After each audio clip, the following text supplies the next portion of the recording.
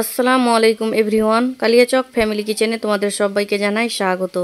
আজকে আমি তোমাদের সঙ্গে শেয়ার করব রুই মাছের একটা দারুণ রেসিপি, যেটা গরম ভাত বা পোলাওয়ের সঙ্গে দুর্দান্ত লাগে।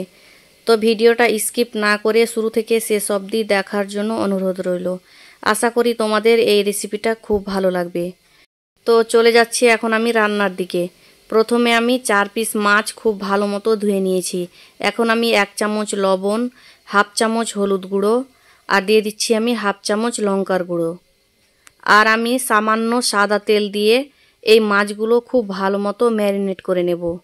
এখানে একটা ছোট্ট টিপস তোমাদেরকে বলে রাখি, এই সাদা তেল দিয়ে ম্যারিনেট করলে সমস্ত মশলা মাছের গায়ে খুব ভালো মতো লেগে যাবে। এবার একটা মশলার পেস্ট বানানোর জন্য একটা মিক্সিং জারে আমি 1 চামচ সাদা সরষা দিয়ে দিলাম। আর দিয়ে দিলাম আমি 1 চামচ পোস্ত। আর দিয়ে দিচ্ছি কয়েক টুকরো আদা।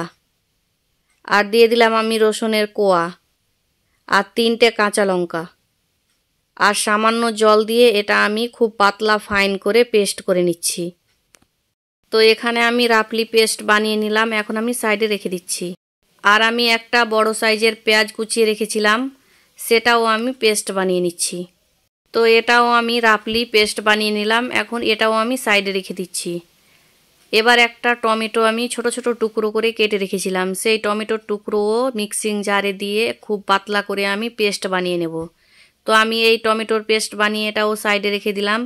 এবার একটা লিকুইড মশলা তৈরি করে নেব। তার জন্য একটা পাত্রে 1 চামচ হলুদ গুঁড়ো, 1 চামচ লঙ্কার গুঁড়ো, 1 চামচ দিয়ে দিলাম জিরে গুঁড়ো, আর দিয়ে দিলাম আমি 1 চামচ ধনে গুঁড়ো। আর সামান্য জল দিয়ে আমি এটা ভালো মতো মিশিয়ে একটা লিকুইড মশলা তৈরি করে সাইডে রেখে দিচ্ছি।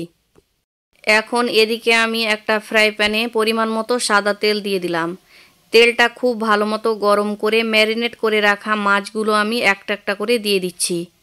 মাছগুলো দিয়ে আমি গ্যাসের ফ্লেম হাই হিটে রেখে প্রায় 5 মিনিটের মতো ভেজে নিচ্ছি। 5 মিনিট পরে মাছগুলো লাল করে ভাজা হয়ে গেছে, এখন আমি নামিয়ে সাইডে রেখে দিলাম। এদিকে একটা কড়াইয়ে পরিমাণ মতো সাদা তেল দিয়ে দিলাম। আর দিয়ে দিলাম আমি কিছু গোটা মশলা। আমি দিয়ে দিলাম 2টো শুকনো লঙ্কা, তেজপাতা, কালো জিরে আর দারুচিনি। এবার এই গোটা মশলাগুলো সামান্য ভেজে আমি দিয়ে দিচ্ছি পেঁয়াজের পেস্ট।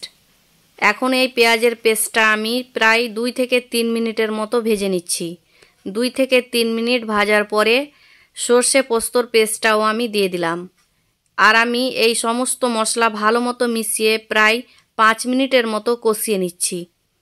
5 মিনিট কষানোর পরে লিকুইড মশলাটাও দিয়ে দিলাম। এবার এই লিকুইড মশলাটাও ভালো মতো মিশিয়ে প্রায় 2 মিনিটের মতো ভেজে নিচ্ছি। 2 মিনিট পরে দিয়ে দিলাম টমেটো পেস্ট। এখন সমস্ত মশলা ভালো মতো মিশিয়ে প্রায় 5 মিনিটের জন্য ঢাকনা দিয়ে ঢেকে দিলাম। 5 মিনিট পরে আমি ঢাকনাটা খুলে নিলাম। আর আমি উপর নিচ করে নাড়িয়ে নিচ্ছি। মশলা থেকে তেল ছেড়ে এসছে। এই পর্যায়ে আমি পরিমাণ মতো লবণ দিয়ে দিলাম। লবণটা দিয়ে আমি অনবরত নাড়াচাড়া করে প্রায় 2 থেকে 3 মিনিটের মতো কষিয়ে নিলাম। 2 থেকে 3 মিনিট পরে আমি গ্রেভির জন্য 1 কাপ উষ্ণ গরম জল দিয়ে প্রায় 5 মিনিটের মতো ফুটিয়ে নিচ্ছি। 5 মিনিট ফোটানোর পরে গ্রেভি ঘন হয়ে এসছে।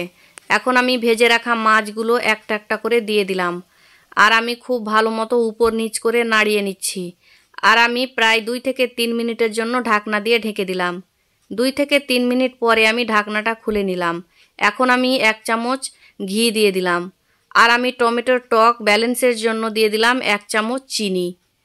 ঘি আর চিনিটা দিয়ে আমি প্রায় 2 মিনিটের মতো অনবরত নাড়াচাড়া করে ফুটিয়ে নিলাম। 2 মিনিট ফোটানোর পরে আবারও আমি 2 মিনিটের জন্য ঢাকনা দিয়ে ঢেকে দিলাম। 2 মিনিট পরে আমি ঢাকনাটা খুলে নিলাম। আর আমি গ্যাসের ফ্লেম বন্ধ করে নামিয়ে নিলাম। এখন আমি একটা প্লেটে সার্ভ করে নিয়েছি। আশা করি আমার এই রুই মাছের রেসিপিটা তোমাদের খুব ভালো লেগেছে। যদি ভালো লেগে থাকে তাহলে লাইক, কমেন্ট অ্যান্ড শেয়ার করবে। আর আমার ভিডিওগুলো যদি ইউটিউব থেকে দেখে থাকো তাহলে সাবস্ক্রাইব করে দেবে। আর যদি ফেসবুক থেকে দেখে থাকো তাহলে ফলো করে দেবে। আল্লাহ হাফিজ।